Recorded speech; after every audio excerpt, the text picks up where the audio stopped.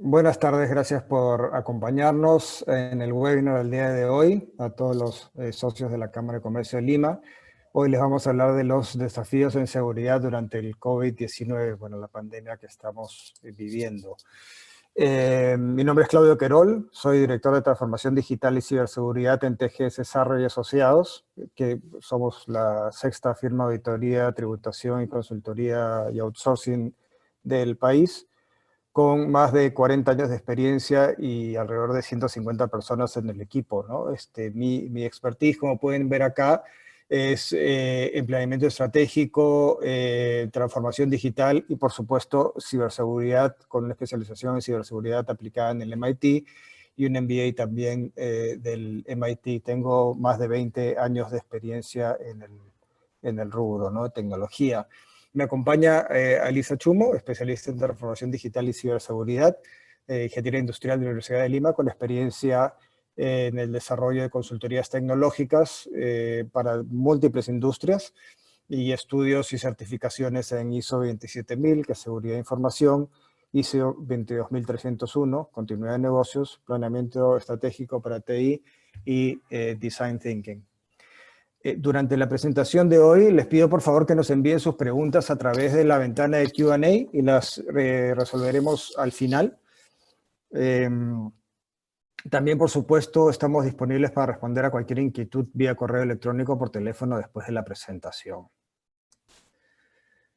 Esta es la agenda de hoy. Luego de una brevísima introducción, vamos a hablar de los riesgos a los que estamos expuestos, ahora más que nunca, con el trabajo remoto, ¿no? Y por supuesto, cómo, y de esto se trata esta charla, de cómo podemos hacer para mitigar estos riesgos. Entonces tenemos los riesgos, mejores prácticas y soluciones para el trabajo remoto, el teletrabajo, y también, muy importante, las recomendaciones para el retorno a la oficina, que es algo que me imagino que todos estaremos de alguna u otra forma desesperados por hacer, ¿no? Ya después de tantos días en cuarentena.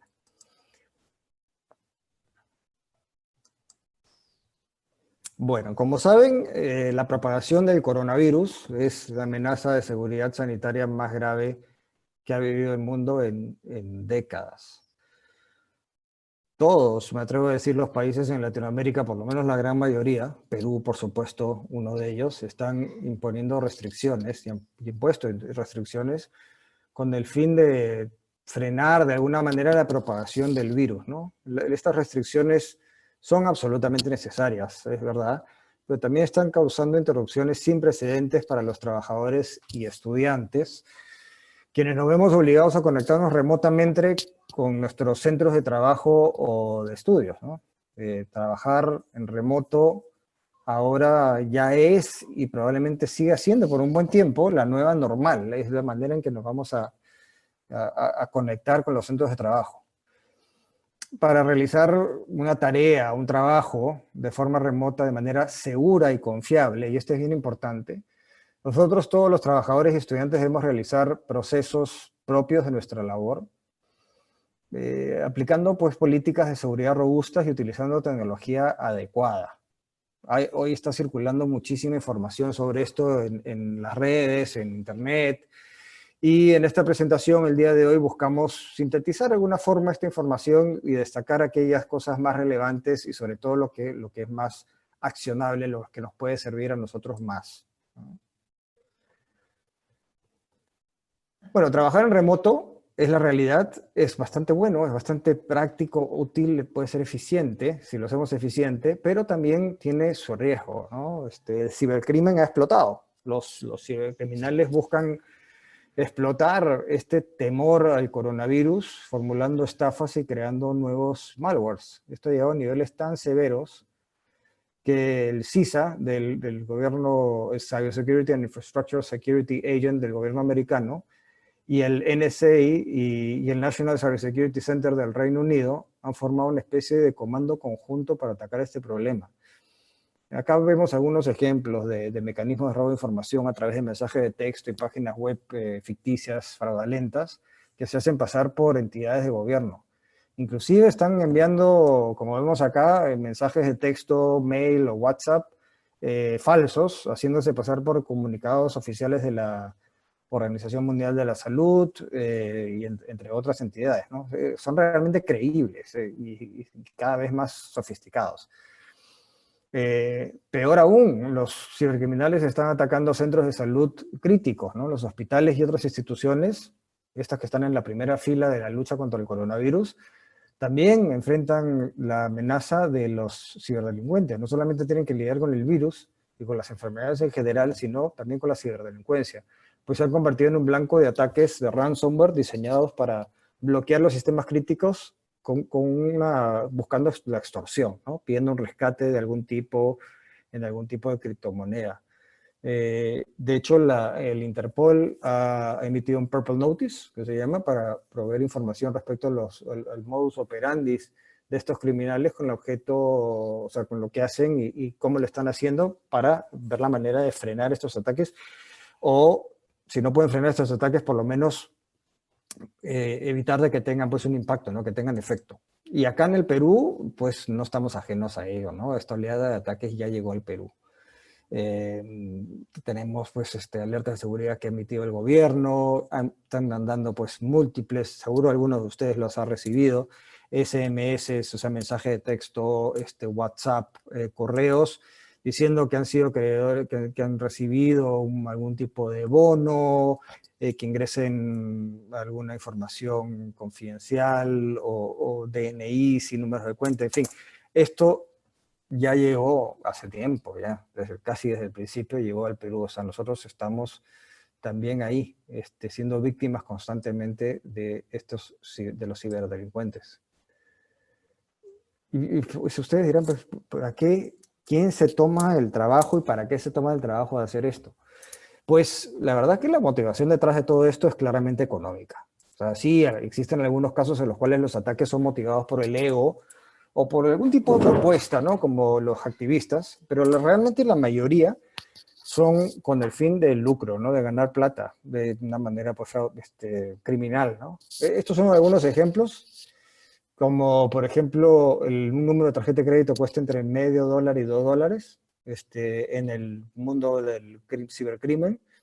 Una cuenta de cloud de Amazon, de Google o cualquiera, Microsoft, cuesta entre 7 y $8, o sea, se vende por 7 o $8 las credenciales. Un registro de salud de un paciente puede costar $50 y tal vez más, dependiendo del paciente al que se tenga acceso, la información que se tenga acceso, y así sucesivamente, ¿no? Y todo esto se comercializa en el dark web, o sea, lo que buscan los criminales es información que pueda ser vendida. ¿Y cómo podemos prevenir este tipo de ataques? Bueno, existen mejores prácticas, felizmente, que podemos adoptar y soluciones tecnológicas que podemos implementar para que nos ayuden a mitigar el riesgo de sufrir un ciberataque exitoso. Y recalco exitoso, ojo, porque vamos a recibir ciberataques siempre, y cada vez más sofisticados. Pero lo que nos toca ahora es prepararnos para que estos ataques no prosperen, no sean exitosos. El teletrabajo, o sea, trabajar ahora en remoto como estamos haciendo todos, implica lógicamente trabajar pues de un lugar físico que no es la red en la oficina, o sea, que no es mi oficina física.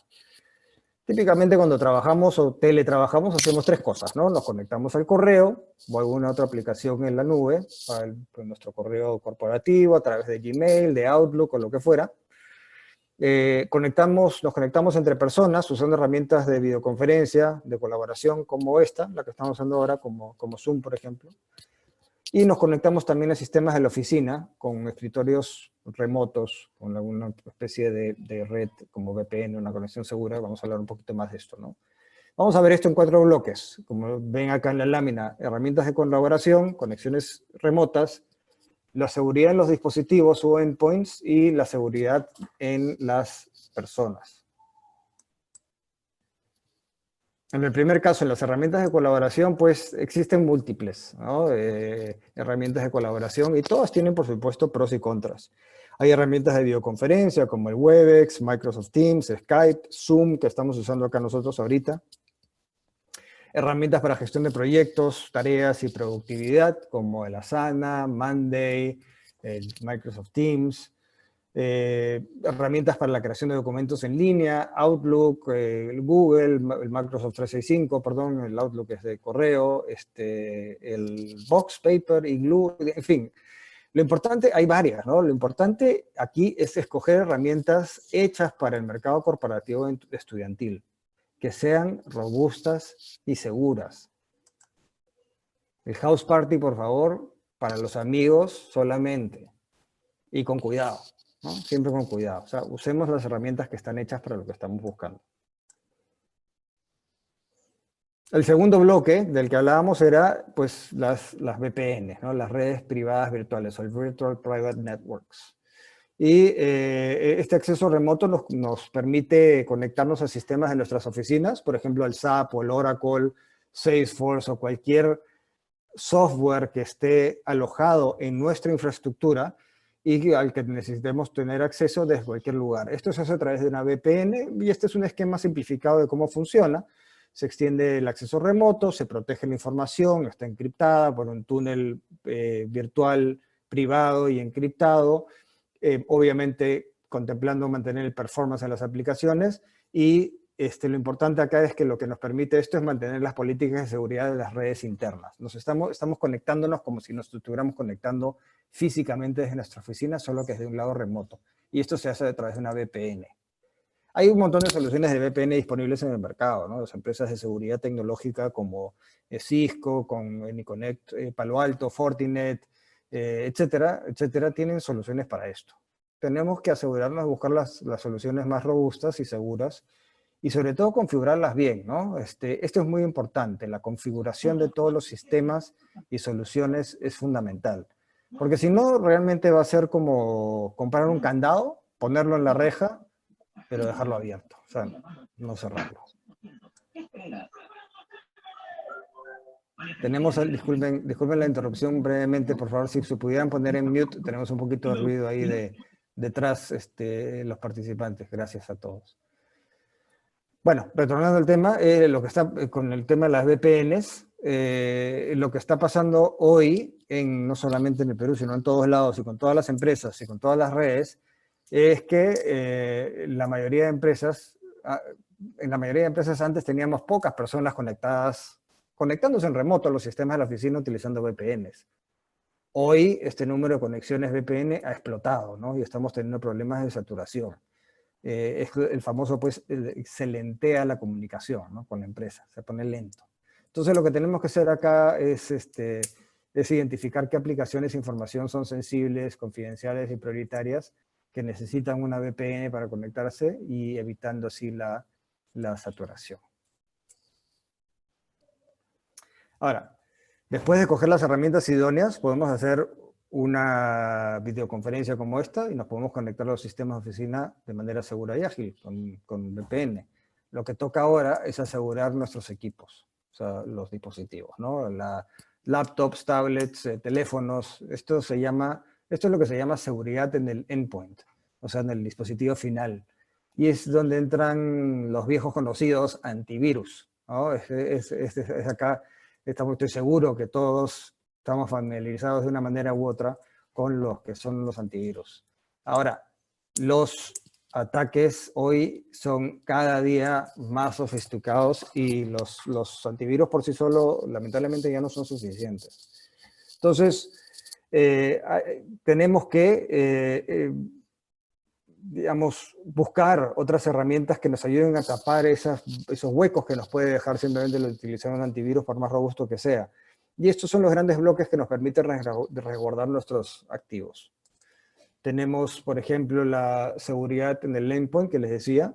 Ahora es el antivirus, que ya les mencioné, y el anti-malware, que es digamos, la nueva tendencia, que bloquean programas maliciosos, inclusive nunca antes vistos. Tenemos la seguridad en la navegación, con programas que bloquean el acceso a páginas maliciosas o de contenido inapropiado. Esto, ojo, es muy útil también para las computadoras que usan los niños hoy en la casa con todo el estudio remoto, los colegios que están funcionando pues en línea, ¿no? Y no sabemos hasta cuándo, he escuchado por ahí que hasta fin de año. Con eso no les quiero asustar, no lo sé. Yo no tengo ninguna información confidencial ni secreta. Simplemente es una realidad. Los niños están trabajando desde casa, estudiando desde casa, se están conectando. Hay que protegerlos también con protección con seguridad en la navegación. Tenemos también seguridad en el correo, detectando y bloqueando intentos de phishing, por ejemplo. Y bueno, por supuesto, el doble factor de autenticación, como los famosos tokens, como los que se usan para los bancos, que son tanto físicos, hay unos que todavía usan una tarjetita o un dispositivo chiquito, o los virtuales, como los que se usan en el celular, el token virtual, o también, por ejemplo, los lectores de huella digital que aseguran que seamos nosotros realmente los que estamos conectándonos. Esto todo se llama múltiple factor o doble factor de autenticación. Y además, y ya más del lado de la empresa, lo que tenemos que asegurarnos es que monitoreemos nuestros equipos en tiempo real, 24/7, o sea, 24 horas al día, 7 días a la semana. Y esto se hace con un servicio de monitoreo de salud y correlación de eventos que da un SOC. Y bueno, la correlación de eventos a través de un SIEM, que es lo que nos da pues una monitoreo en tiempo real ya de la infraestructura de la organización. Y como último gran bloque es pues la seguridad en las personas, ¿no? Nosotros podemos tener las herramientas de seguridad más robustas en la industria, que sin duda ayudan, ¿no? Pero 80, y esta es una estadística que nos saca a todos de cuadro. De 80 al 90% de las vulneraciones a sistemas de las organizaciones se dan por una falla en las personas, por nosotros. Nosotros somos los que típicamente caemos a este tipo de ataques. Todos esos tipos de ataques que vemos acá están diseñados para engañar a las personas. Que nosotros abramos este candado y dejemos entrar a los delincuentes.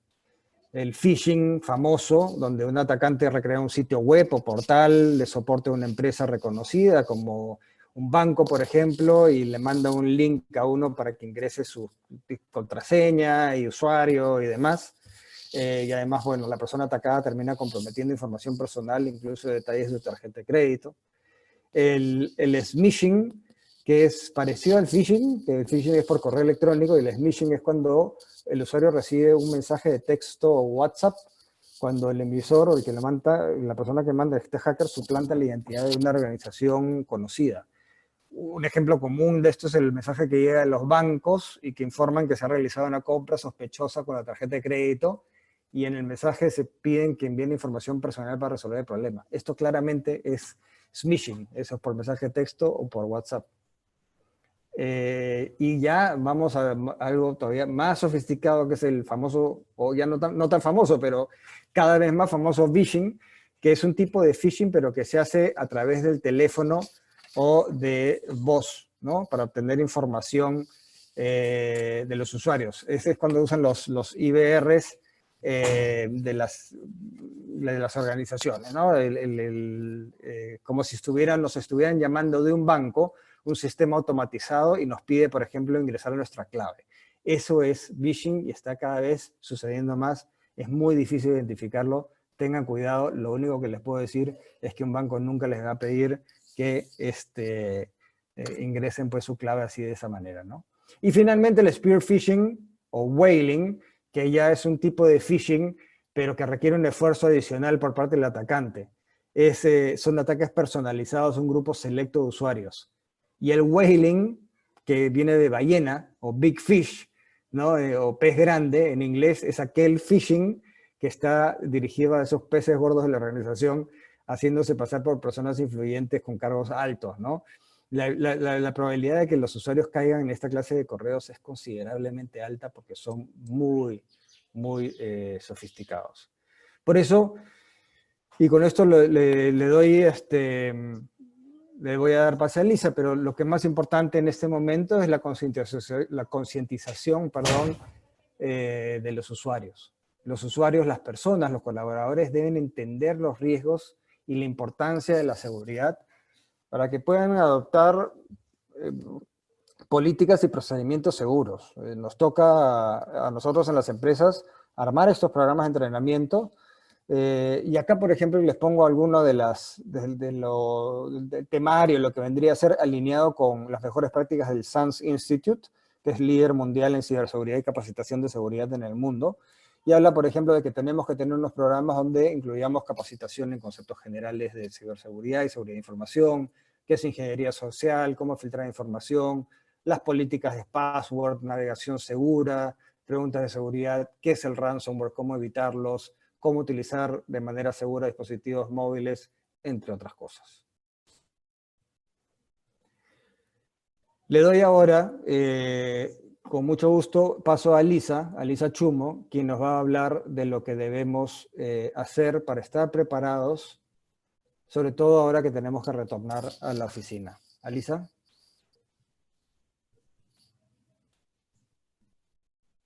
Perfecto, muchas gracias, Claudio. Ahí sí me pueden confirmar que se ve mi pantalla en modo presentación.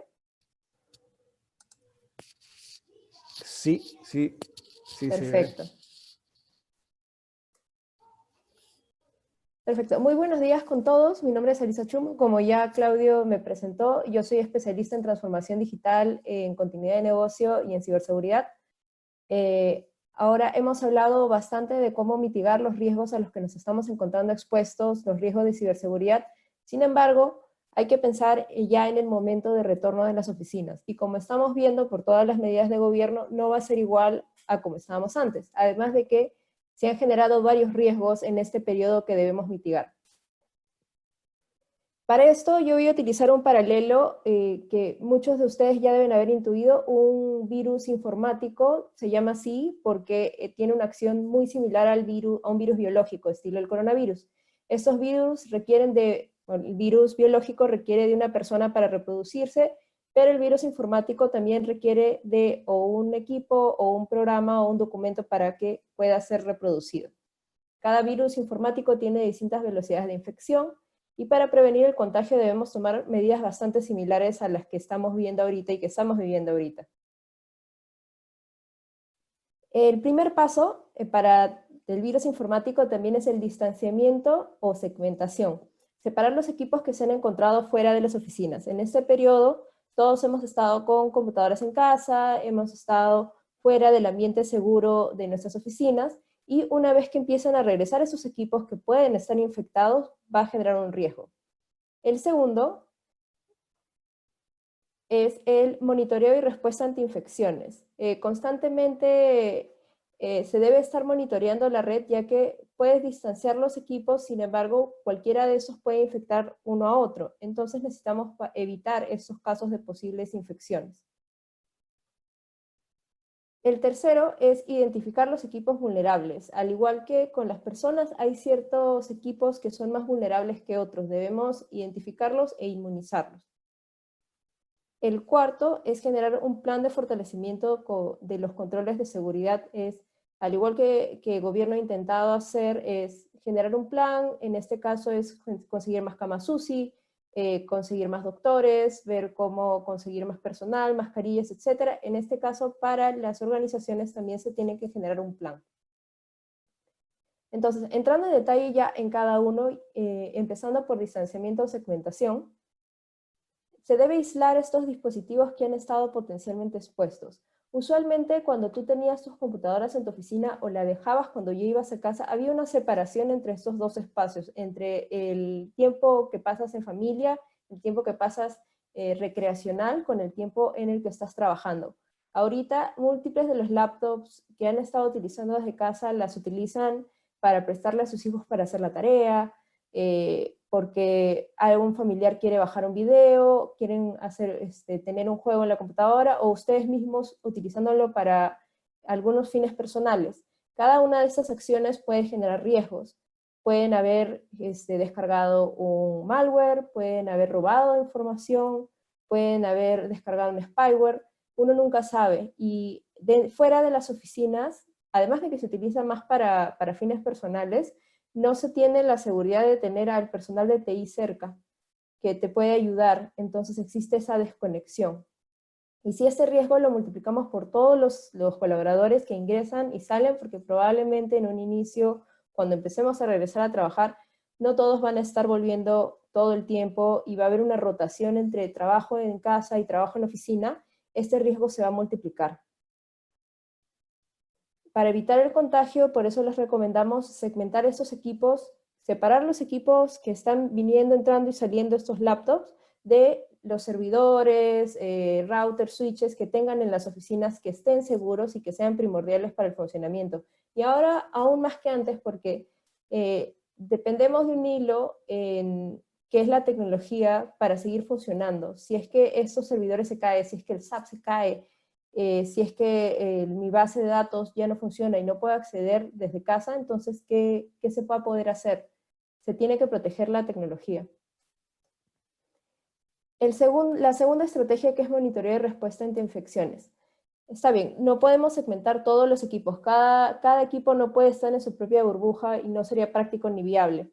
Sin embargo, lo que tenemos que hacer, además de segmentar esos equipos rotativos, es tener un procedimiento de monitoreo constante sobre incidentes y tener a nuestro personal de TI preparado, empático, porque hay múltiples problemas, porque algunas veces TI se desconecta del usuario y el usuario, cuando tiene miedo porque ha abierto un correo, tienes que empatizar con esta persona. Eso, o algunas veces, la mayor parte de veces tienen vergüenza y no avisan que han abierto un correo que puede ser un phishing o algo más. Hay que concientizar a los usuarios para estos casos.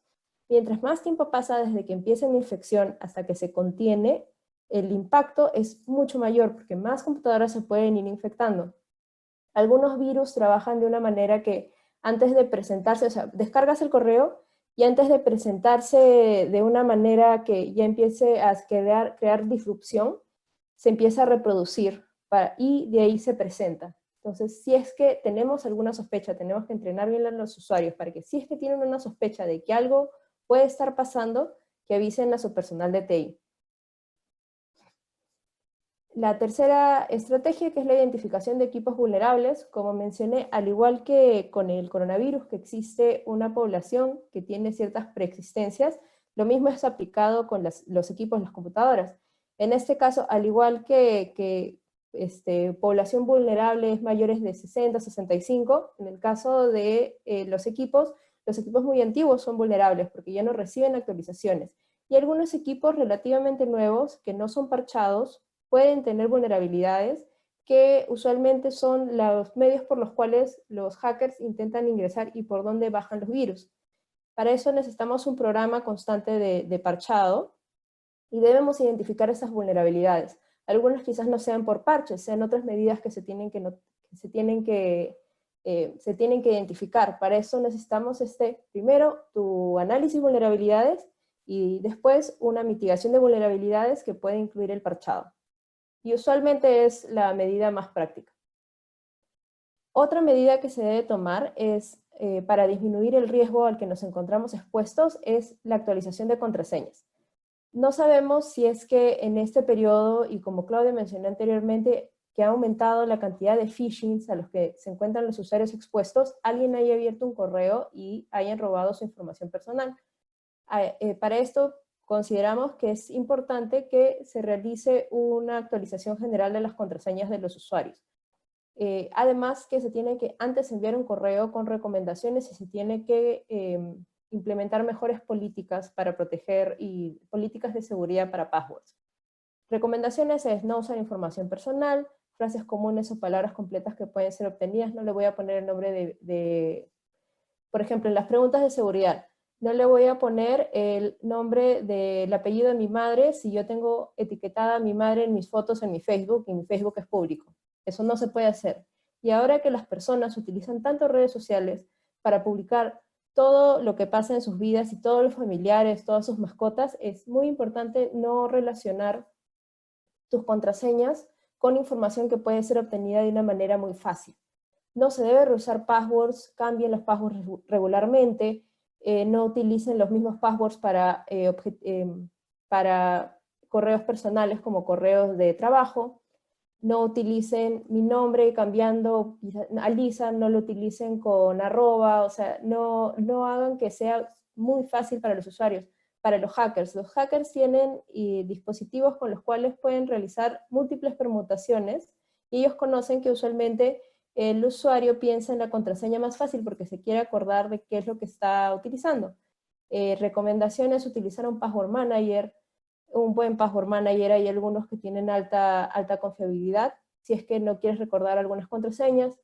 Yo utilizo, por ejemplo, distintos temas con números que yo puedo acordarme y empiezo a hacer relaciones entre cada uno. Tengo 6, 7 passwords para temas prioritarios que tienen cierto sentido para mí, y con eso yo me puedo acordar.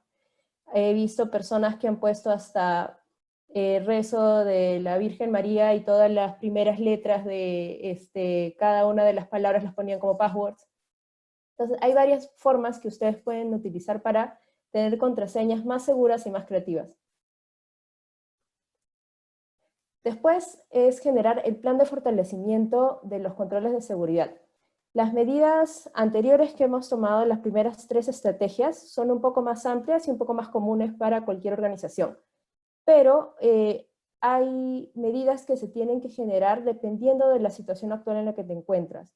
Si es que vas a tener un periodo rotativo, qué infraestructura de seguridad tienes, después qué tecnologías ya has tenido implementado, vas a cambiar de tecnologías porque vas a transformarte digitalmente. Se tienen que tomar varias consideraciones para generar un plan. Y para esto nosotros recomendamos realizar un análisis de brechas entre algún estándar como marco de referencia, no necesariamente para certificar, sino porque son buenas prácticas. Podemos utilizar el CIS-20, la ISO 27000 o el NIST como una referencia, como un nivel ideal de donde debes llegar. Realizo mi estado actual y veo cuáles son mis gaps, cuáles son las brechas entre las mejores prácticas. Por ejemplo, dentro de CIS-20, los 2 primeros controles hablan sobre tener tu inventario de hardware e inventario de software. ¿Lo tienes? ¿No lo tienes? ¿En qué estado está? ¿Tienes algún programa con el cual se puede automatizar? Entonces con esto empiezas a ver cuáles son los huecos que tengo y cuál es el plan que tengo que priorizar. No necesariamente tienes que estar 100% seguro, hay que utilizar cierto criterio para saber hasta dónde puedo llegar, porque no todos somos un banco o una industria en la cual tengo que realizar grandes inversiones para proteger a mis equipos. Por ejemplo, digamos, un banco. Quizás yo soy una tienda pequeña que tengo un par de equipos prioritarios, pero no necesito proteger a todo porque el nivel de pérdida no justifica la inversión. Ese análisis debe ser realizado y para esto realizamos este análisis de brechas. Y por último, hay un quinto paso que debe ser considerado. Ahorita no está relacionado a la contención, pero es ante una nueva eventualidad, y es tener un plan de continuidad de negocios. Lo que estamos viendo bastante es que ahorita nos estamos transformando, hay múltiples empresas que están intentando sobrevivir cambiando a e-commerce, por ejemplo, y con este cambio se generan nuevas vulnerabilidades. Nuevos riesgos. ¿Y quién no dice que en algún momento, en un par de meses, se genere otra eventualidad? La pandemia nos ha agarrado a la mayor parte de personas frío y ha empezado bastante rápido. Entonces, ahora sabemos de que estas situaciones suceden y suceden rápido. Si es que ahorita dependo de e-commerce para funcionar y ocurre un incendio y en el lugar donde tengo el servidor que necesito para trabajar, ¿qué hago? Ya he tenido múltiples pérdidas este año y eso puede llevar a mi negocio a quebrar. Eso es lo que necesitamos considerar. Debemos generar un plan de continuidad de negocios. Para este plan de continuidad de negocios, la metodología es generar un análisis interno, realizar un análisis de impacto en el negocio. El análisis de impacto en el negocio es una evaluación de el impacto sobre el tiempo. Entonces, ¿cuáles son mis procesos y subprocesos prioritarios? ¿Cuáles son los recursos que necesito? Y de ahí eso lo concateno con un análisis de riesgos. ¿Cuál es la probabilidad que ciertas ocurrencias pasen? Por ejemplo, ahorita podemos decir que el escenario de pandemia es algo sumamente probable.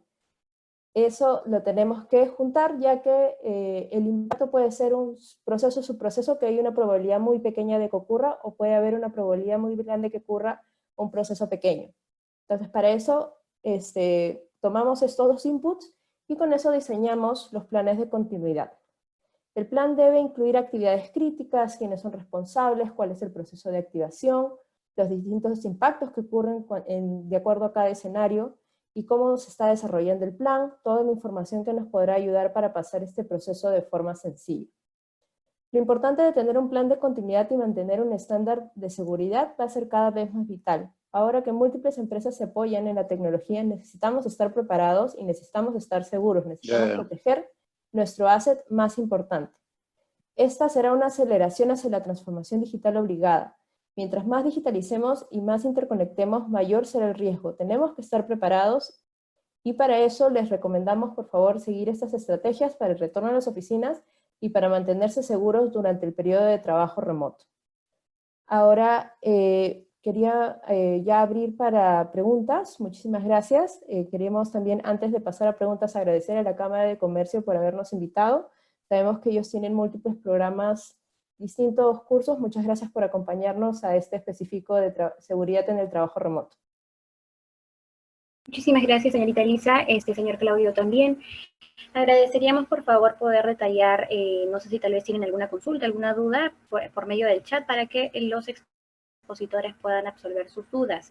Les saluda Amy Marcilla, sectoriza del Centro de Atención y Servicio al Asociado de la Cámara de Comercio de Lima. Y también, por favor, pedirles a los socios que no han ingresado el RUC, nombre completo y correo electrónico, por favor, también puedan detallar esta información en el chat con la finalidad de poder enviar las diapositivas y el certificado de participación. ¿Correcto? No sé si tal vez alguien tiene alguna duda.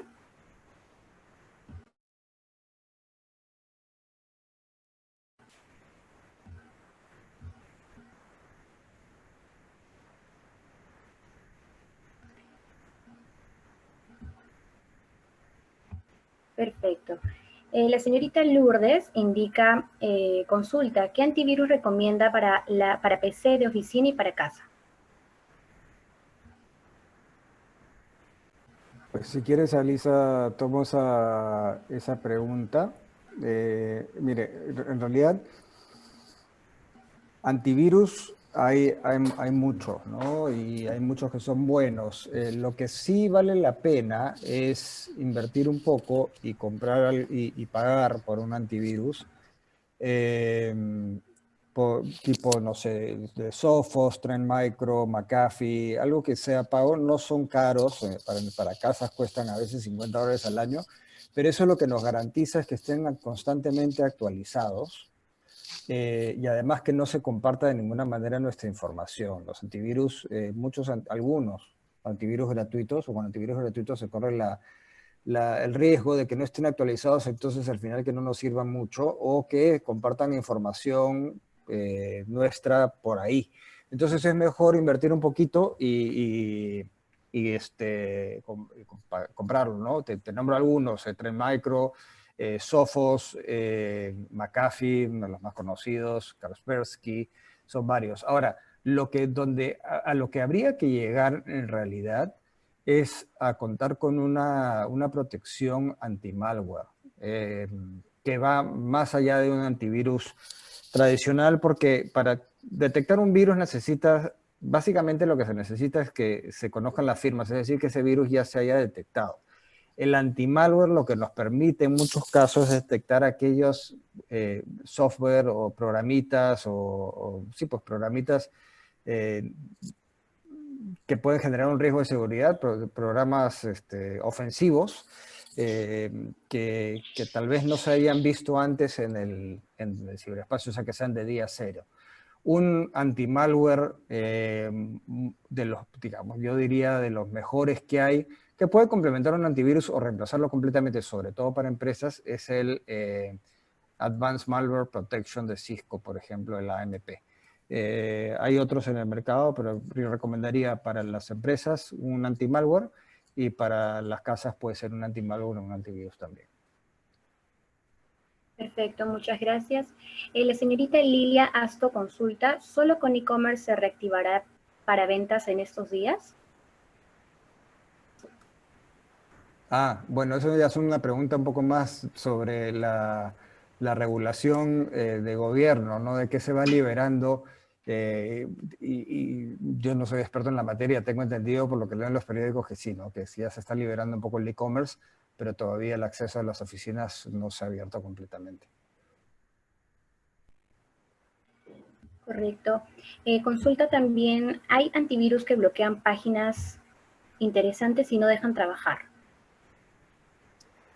Sí, sucede, es verdad. Es verdad que hay antivirus, antimalware, sobre todo las protecciones de protección de DNS, como OpenDNS, por ejemplo, que son las que ayudan a monitorear que los dominios maliciosos y que no se llegue a páginas que puedan generar un riesgo de ser atacados, ¿no? O sea, un ciberataque, o sea, páginas maliciosas en sí. A veces lo que nos dan son falsos positivos o no nos dejan entrar a unas páginas que son aquellas páginas a las que debemos entrar.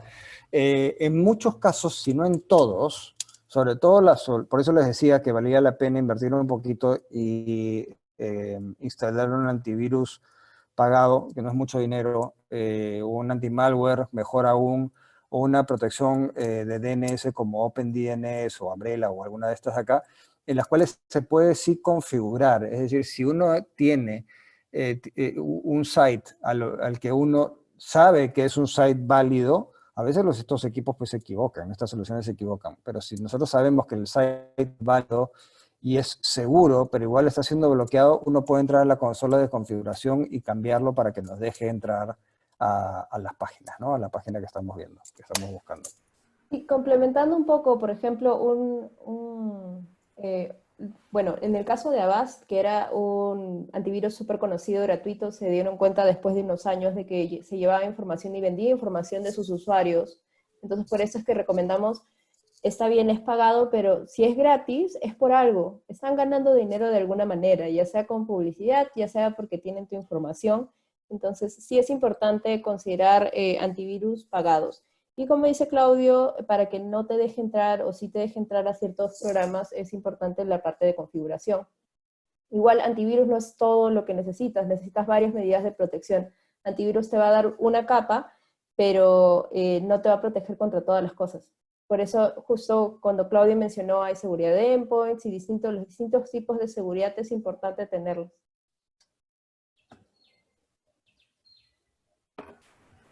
Correcto, muchísimas gracias. No sé si tal vez habría alguna otra consulta.